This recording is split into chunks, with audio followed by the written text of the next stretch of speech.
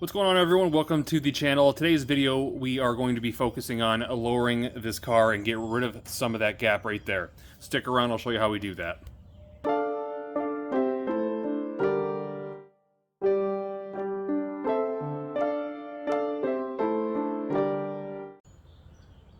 Okay, so first we gotta get in the lift. Before we do that, I want to talk to you about exactly what I'm looking to do.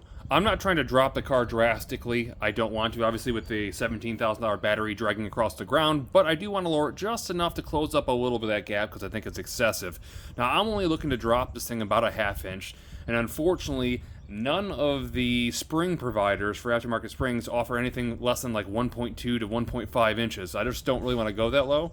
And so what we're going to be doing is we're going to be modifying the springs that are currently on it. And the reason I'm choosing to do that is that the full strut assemblies are actually really cheap on Rock Auto. You can replace the whole thing for like 50 bucks. So it's a no-brainer to me to go ahead and modify and cut those down to get them to fit. Again, I'm only looking to drop at about a ½ inch, so doing a half a coil should be about perfect.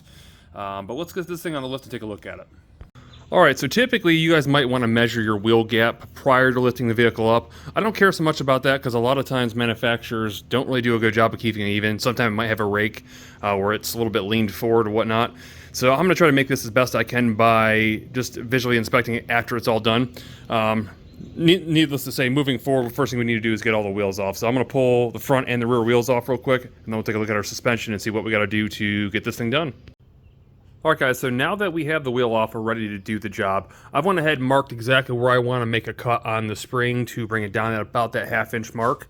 And I've went ahead and, since we got on the lift, I'm using a transmission jack. I'm going to go ahead and pull the whole unit up like this. And I'm going to pull out these two bolts right here, and then when I lower it, the spring will come right out. There's no need for any spring compressors or anything like that. Now don't worry if you guys don't have a lift and you're trying to do this job, you don't need a transmission jack and a lift. If you got the vehicle up on blocks, or you have it on jacks, use a secondary jack to do the exact same thing. It'll work just as good. You only need probably 8 or 10 inches of clearance. So let's go ahead and get this thing out real quick.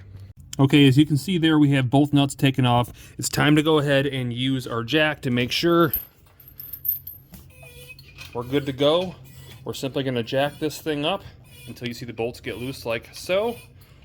We'll pull out the bolts now and let this thing back down. Okay, and with our coil spring off, now you're going to go ahead and pop off the upper rubber spacer. And again, you'll see I went ahead and marked where I'm going to cut mine. It's not much off. It's essentially between ½ and ¾ of a coil. So not a whole lot. You can see the drop is just about right there. So you're looking right around that ½ inch marker. So I'm going to go ahead and use a cutoff wheel right now to cut that thing off. We're going to throw it back in and move to the other side.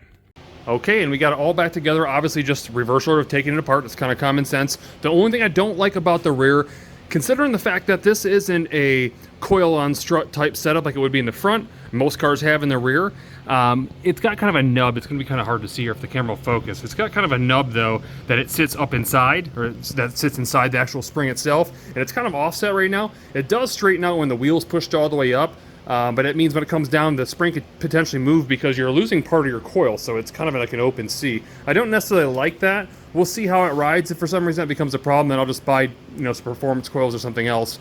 But for now, I think it's going to be fine. I'm going to get the other side done and we'll move to the front.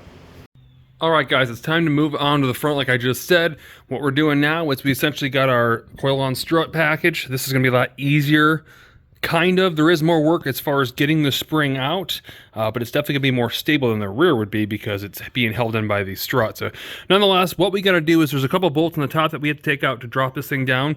There's also a bolt for the sway bar link here, and then you have your lower bolt right there. Once that's all out, we should be able to pull this thing right out, and then we'll start working on the coil itself. Alright guys, so with the bolts down here out, it's time to go ahead and remove the upper bolts. To do that, you need to remove the frunk, the upper lining here, and move this piece out of the way. Now, unless you have a really thin 13mm socket or you're grinding out these edges here, you're probably not going to be able to get to these things.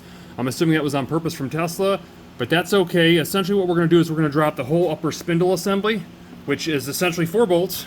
You have a 15mm that's right there, a 13mm there, 15mm here, and a 13mm right there. And this whole unit will drop down.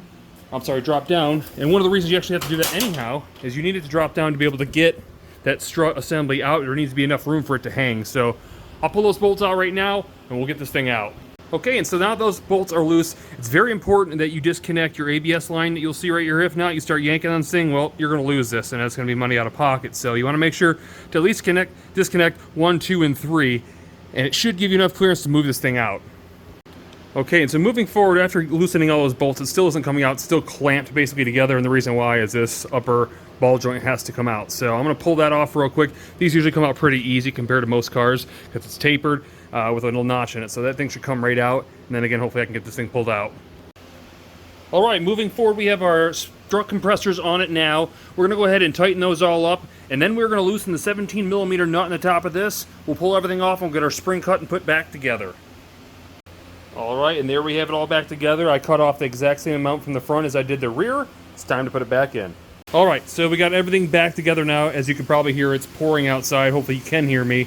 But something you guys might or might not have noticed, when I first took that strut apart, I forgot to put the dust boot or dust cover back into it, so I had to take it back apart and do that. That was obviously before I put it in. I forgot to mention that. Don't forget those things. It's easy to do. But now that everything's back in and aligned up, I'm going to throw the wheel on this side. I'm going to get the other side, and we're going to get it finished as well. Oh, and one more thing I want to show you guys. For the record, yeah, buddy, that ain't happening no more. And so there you guys have it. That is actually a little over ½ inch, probably a little closer to 3/4 inch of a drop. I cannot tell any difference whatsoever in the ride quality. And for me, that is pretty much perfect. I don't think it could get any better than that for the height that I was looking for. So overall, really, really happy with the fitment, and it costs nothing but a little bit of time. Hope you guys enjoyed the video. If you guys did, definitely throw that thumbs up. And if you haven't already, click subscribe. We got more content coming up on this car. While it's on the lift, we might as well get a couple other things done. I'll see you in the next one.